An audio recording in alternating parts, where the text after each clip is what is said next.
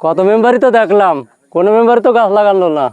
আমি আসলাম, আমার খুব আনন্দ লাগতেছে। মেম্বার সাহেব এই রাস্তায় গাছ লাগাচ্ছে। জনাব তারেক রহমানের নির্দেশনা সারা বাংলাদেশে বিপুল পরিমাণে গাছ লাগানোর যে পাইলট প্রজেক্ট হাতে নিয়েছে, তারই ধারাবাহিকতায় সারা বাংলাদেশে যত ইউনিয়ন পরিষদ আছে, মানে সরকারের যত দপ্তর আছে, প্রত্যেক দপ্তরেই সরকারের নির্দেশনা অনুযায়ী আমরা এই বৃক্ষরোপণ কর্মসূচি পালন করতেছি। মাননীয় প্রধানমন্ত্রীর দেশব্যাপী ঘোষিত বৃক্ষরোপণ কর্মসূচিকে স্বাগত জানিয়ে শেখাটি ইউনিয়নের তপনভাগ ওয়ার্ডে এক শুভ বৃক্ষরোপণ কর্মসূচি অনুষ্ঠিত হয়েছে। আজ স্থানীয় তপনভাগ সর্দারপাড়ার বিলমুখী রাস্তার দুপাশে সফলভাবে এই কর্মসূচি সম্পন্ন হয়। কত মেম্বারই তো দেখলাম, কোনো মেম্বার তো গাছ লাগালো না।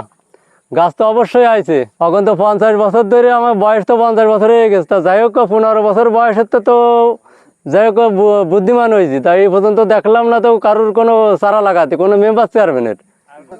রাস্তার ওই মাথার থেকে লাগাতে লাগাতে যে মিডিল পর্যন্ত আসলাম, আর বাদ বাকি এই যে হাফ কিলো।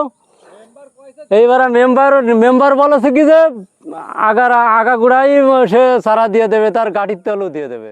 আমরা আসলে সবাই উদ্যোগ নিছি যে মেম্বার সাহেব একটা ভালো কাজ করতেছে, আমরা সবাই যাই তার সাথে থেকে আমরা একটা গাছগুলো লাগাই দিই। এই আমাদের পাশের গ্রাম এই শাখা ইউনিয়ন, এই যে অভয়নগর ইউনিয়নের লোকজন এই পাশে আসা যাওয়া করে, চলাফেরা করে। এই বিলই আমাকে আসলে অনেক বড় বিল, মাঠ, এই মাঠ দিয়ে 2 গ্রামের এই লোক যাতায়াত করে, যার জন্য আসলে আমাদের বিশাল উপকার হয়েছে। অনেক বছর পরে এই রাস্তাটায় মাটি পড়েছে। আমরা আশা করি আমরা এই মেম্বার যাতে ভবিষ্যতেও থাকে, আমরা সেই চেষ্টা করব। সবাই থাকে এই মেম্বারে আবারই নির্বাচিত করে, যাতে আমাকে রাস্তাটা আরও ভালোভাবে আমরা করতে পারি।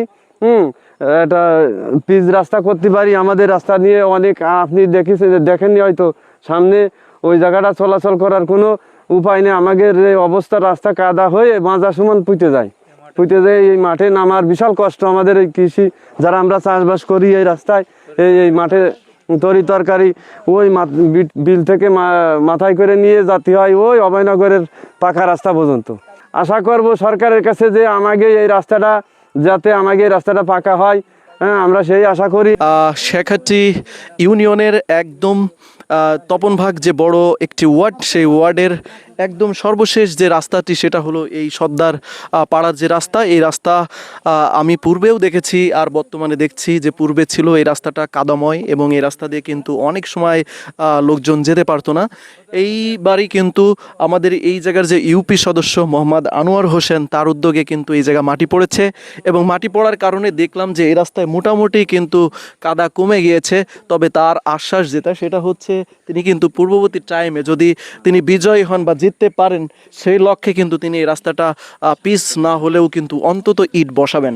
তবে এবার যে উদ্যোগে তিনি এখানে এসেছেন, সেটা হলো এই রাস্তায় সারা দেশব্যাপী যে প্রধানমন্ত্রী জনাব মোহাম্মদ তারেক রহমানের উদ্যোগে যে বৃক্ষরোপণ কর্মসূচি পালিত হচ্ছে, সেইটাকে কিন্তু তিনি বাস্তবায়ন করার লক্ষ্যেই তিনি পরিষদের মাধ্যমে যে চারাগুলো পেয়েছেন, সেগুলো কিন্তু আজকে এই রাস্তাতেই কিন্তু রোপণ করতে এসেছেন।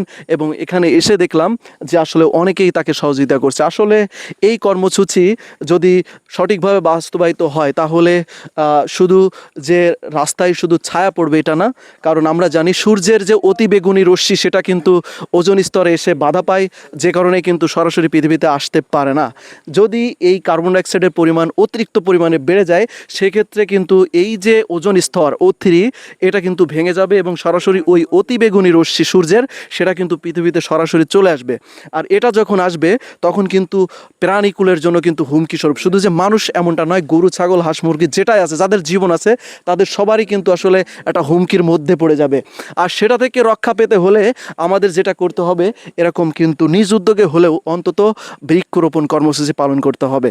তো এটা যদি সঠিকভাবে বাস্তবায়ন হয়, তাহলে পরবর্তী টাইমে আমাদের যে বাংলাদেশের একটা খেতাব ছিল নাতিশীতোষ্ণ বাংলাদেশ, অর্থাৎ 6 ঋতুর দেশ, সেটা কিন্তু বর্তমানে আর এখন নেই। দেখতেই পারছেন, এখন কিন্তু বৃষ্টির সময়, তারপরও কিন্তু প্রচণ্ড লেভেলের গরম। কিছুদিন পরে কিন্তু আসলে শীত পড়বে, তাও মনে হবে। সেক্ষেত্রে বৃষ্টি, তারপরে রোদ্দুর, তারপরে ঠান্ডা তো নেই বললেই চলে। তো এই যে ঋতুর যে বৈচিত্র্যটা, এইটা কিন্তু আসলে এখন বহমান নেই বাংলাদেশে। তো এটা যদি আবার রিটার্ন করতে হয় এবং পরিবেশকে যদি সুরক্ষিত করতে হয়, ভবিষ্যৎ প্রজন্মকে যদি একটা বাস্তব, মানে রক্ষিত একটা পরিবেশ দিতে হয়, তাহলে এরকম বৃক্ষরোপণ কর্মসূচিকে আপনাদের সবাইকে স্বাগত জানাতে হবে, আমরাও জানাবো।